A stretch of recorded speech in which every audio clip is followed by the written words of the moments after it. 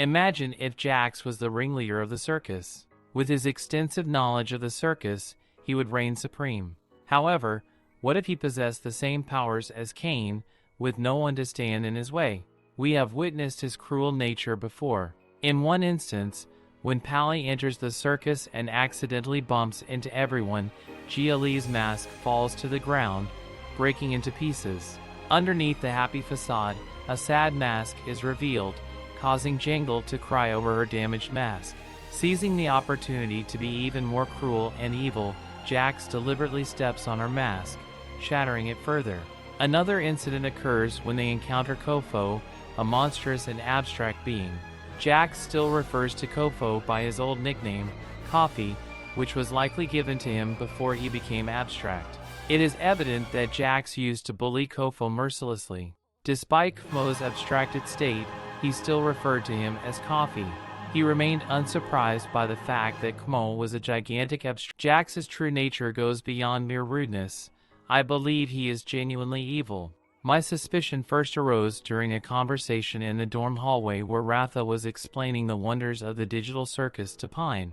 As the camera switched to a wide angle, I noticed a look of annoyance on Jax's face towards Ratha for helping Pomni adapt to the circus. It struck me odd that Jax would be angry when Agatha was merely trying to assist Pomni.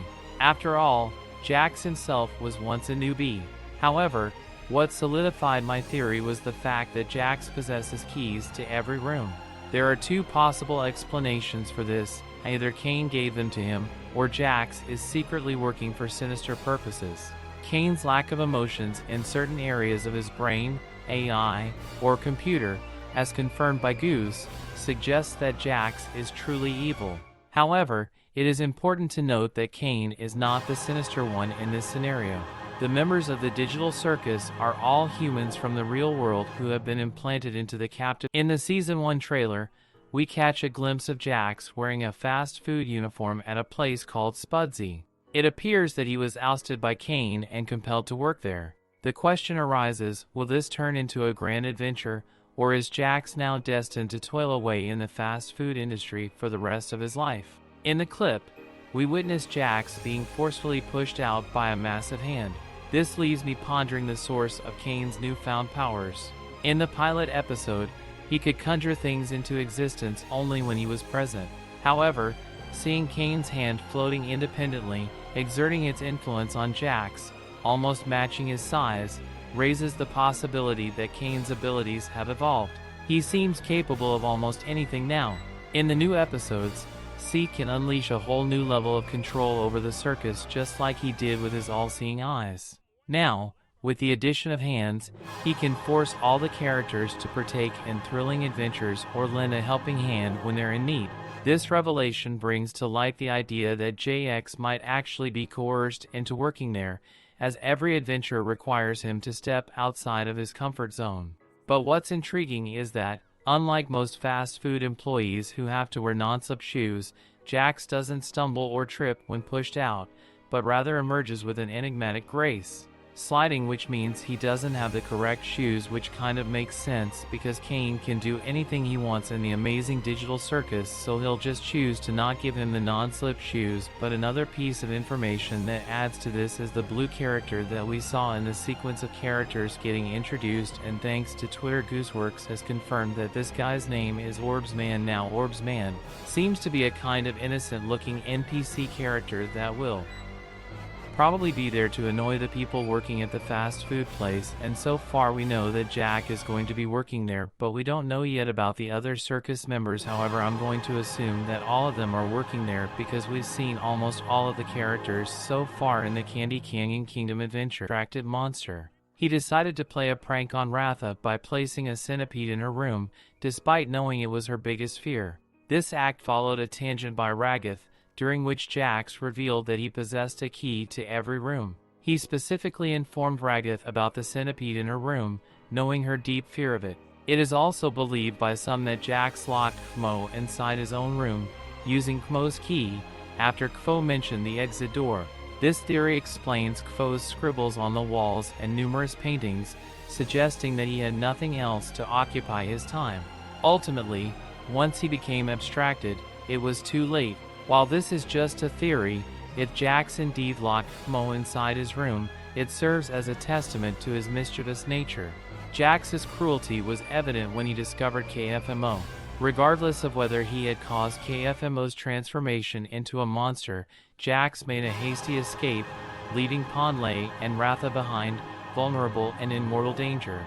This decision reflected Jax's knowledge that contact with an abstraction led to glitches and excruciating pain, ultimately leading to abstraction. Despite possessing super speed, he selfishly abandoned his colleagues, even though he could have easily carried all three of them to safety. However, it is worth considering that Jax's actions may not completely define his character, as there is an opposing perspective on his perceived evilness. Chance Jax could be merciful as he's shown that side as well. We know that he's brutally honest because when Pally joined the circus she's very confused about where she is and what she's doing there, and everyone tries to say, oh, you know, this is your new home, you know, welcome me all nice. Jax is brutally honest and tells her that she's stuck there forever, and even the other circus members get mad at him. But that brutal honesty at least shows a little bit of character, and after running from Kmo, even though he left Pomni and Ratha for dead, when he hears Kmo again running around the circus, he takes the bowling ball that he grabbed from Cal's room and throws it at Kinger and Jangle, and they go down the glink hole, actually saving them from Kmo witch-baiting video game, establishing Jax as a human who is indeed evil. The perplexing question then arises, how could they be collaborating? Perhaps Kane trusts Jax, as Kane struggles to accurately perceive others, discomforting Pomni and persistently pushing boundaries. Kane admitted that he does not have control over the minds of the characters, leaving room for uncertainties. To understand emotion, he couldn't read their minds, which would lead him to blindly trust Jax with certain things, and of course Jax would then abuse it instead of actually helping Kane. It could be that straight up asking Kane for certain things it'll actually happen, as he doesn't know the difference between right and wrong. He's literally a program. But then why would Jax save Kinger and Gangle when he heard Kmo running around by the glink hole? If Jax was really this evil guy trying to be a menace to the circus, why would he then be nice and save them? Well, my theory is that it's self-preservation, because one abstraction was already enough for him to instantly run away Bugs Bunny style and literally leave Ratha and Peony to deal with Kmo, which they didn't even do, and Kfo started going rampant around the circus. If Jax had left Kinger Gangle there, then there would eventually be 3 abstractions and would easily kill Jax later, if Kane wasn't there to stop it, because during this whole time Kane was having dinner with Bubble and a bunch of mannequins for whatever